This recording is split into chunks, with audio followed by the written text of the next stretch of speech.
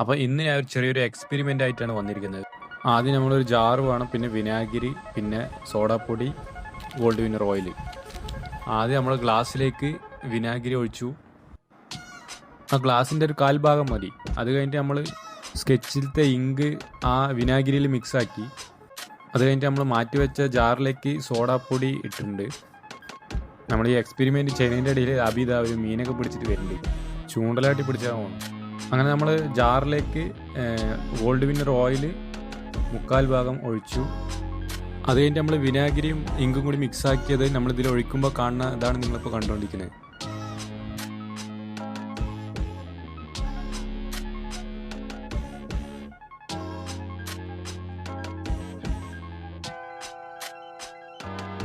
അപ്പോൾ നിങ്ങൾക്ക് ആർക്കെങ്കിലും ഇതൊക്കെ ചെയ്യാൻ താല്പര്യം ഉണ്ടെങ്കിൽ ഈ ഓയിലൊക്കെ എടുക്കുമ്പോൾ വീട്ടിൽ പോരാളി ഇല്ലാത്ത സമയം നോക്കിയിട്ട് ഓയിലൊക്കെ എടുക്കുക.